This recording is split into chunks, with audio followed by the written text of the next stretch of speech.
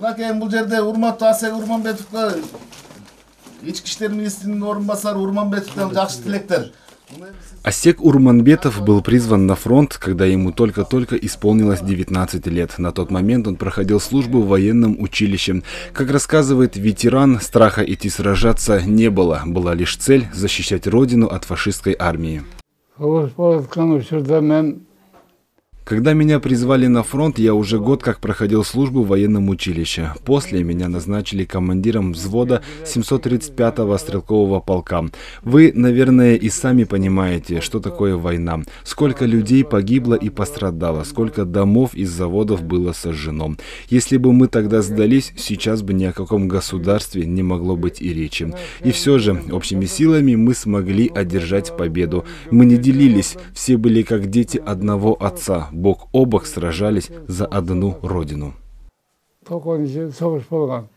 В 1942 году тогда еще молодого солдата отправили в Беларусь. Там Асек Урманбетов на поле боя получил сложное ранение в обе ноги. Его подстрелил вражеский снайпер. Пройдя сложный путь восстановления, 2 года спустя, в 1944 году, его отправляют на родину в Кыргызстан. Уже находясь в окружении родных, он понимает, что хочет стать поэтом и посвящает свою жизнь творчеству.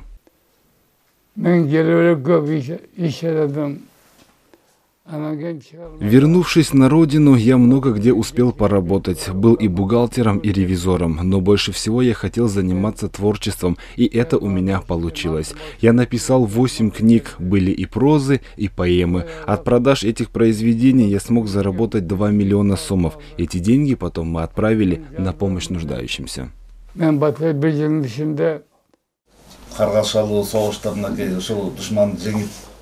Сегодня на фоне грядущего праздника Дня Победы замминистра внутренних дел Октябрь Урманбетов и глава столичной милиции Азамат Токтоналиев от имени всех сотрудников правоохранительных органов пришли поздравить ветерана и выразить ему слова благодарности. Асек Урманбетов атабызды ушу жеңиш күнү менен куттуктап атайын, ушу ички иштер министрлиги.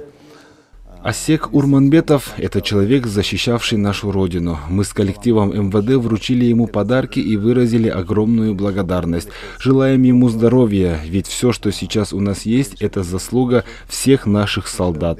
В те годы от Кыргызстана на войну отправилось свыше 378 тысяч человек. Все они отважно сражались с фашистской армией. Мы должны всегда помнить и ценить то, что они сделали для нас.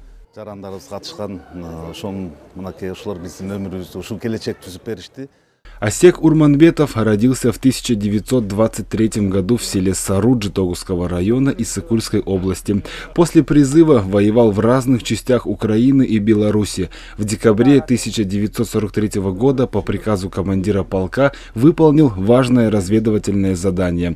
С 2 другими бойцами он задержал 76 немецких автомашин с разным военным грузом. Награжден орденами Отечественной войны, Красной звезды, медалью «Данг», многими боевыми и юбилейными медалями в честь победы. Как говорит сам ветеран, его главное богатство – это семья. Сейчас у него 6 детей и 68 внуков и правнуков.